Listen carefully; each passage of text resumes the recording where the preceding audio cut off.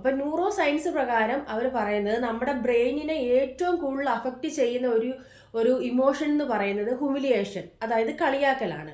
അപ്പം നമ്മുടെ ജീവിതത്തിൽ നമുക്ക് പലതരത്തിലുള്ള കളിയാക്കൽ നമ്മുടെ കൊളീഗ്സിൽ നിന്ന്, നമ്മുടെ ഫ്രണ്ട്സിൽ നിന്ന്, ഒത്തിരി ആൾക്കാരിൽ നിന്നൊക്കെ നമുക്ക് അനുഭവിക്കേണ്ടി വന്നിട്ടുണ്ട്.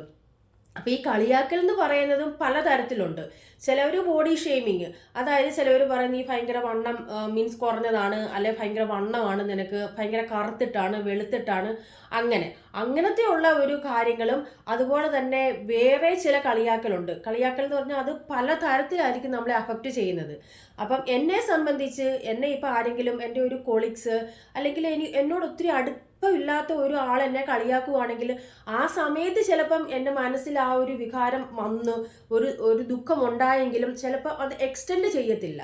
പക്ഷെ എൻ്റെ അടുത്ത് നിൽക്കുന്ന ഏറ്റവും അടുത്ത് നിൽക്കുന്ന ഫ്രണ്ട്, അല്ലെങ്കിൽ ഞാൻ ഏറ്റവും കൂടുതൽ സ്നേഹിക്കുന്ന ഒരാൾ എന്നെ കളിയാക്കുവാണെങ്കിൽ അത് ചിലപ്പോൾ കുറേ നാളുകൾക്ക് ചിലപ്പോൾ എൻ്റെ മനസ്സിനെ നീറി നമ്മളെ വിഷമിപ്പിച്ചുകൊണ്ടിരിക്കുന്ന ഒരു അവസ്ഥ ഉണ്ടാവുമായിരിക്കും. അത് നമുക്ക് അങ്ങനെ ഉണ്ടാകാൻ കാരണം നമ്മൾ ആ വ്യക്തിയെ നമ്മുടെ ജീവിതത്തിൽ അത്രയ്ക്ക് മുൻതൂക്കം കൊടുക്കുന്നതുകൊണ്ടായിരിക്കും, നമ്മൾ അത്രയ്ക്ക് ആ വ്യക്തിയെ സ്നേഹിക്കുന്നത് കൊണ്ടായിരിക്കും. പക്ഷേ ആ വ്യക്തിയെ നമ്മൾ ഉള്ളു തുറന്ന് നമ്മൾ സ്നേഹിച്ചിട്ടും ഉള്ളു തുറന്ന് നമ്മളെക്കുറിച്ച് അവരോട് സംസാരിച്ചിട്ടും നമ്മളെ അംഗീകരിക്കാൻ പറ്റാത്ത ഒരാളാണെങ്കിൽ പല അവസ്ഥ നമുക്കുണ്ടാകുമ്പോൾ നമ്മൾ അവരെ അവോയ്ഡ് ചെയ്യുക തന്നെയായിരിക്കും നല്ലത്. അതായിരിക്കും നമ്മുടെ പീസ്ഫുൾ മൈൻഡിന് വേണ്ടിയിട്ട് അതായിരിക്കും ഏറ്റവും നമുക്ക് ആവശ്യമായൊരു കാര്യം.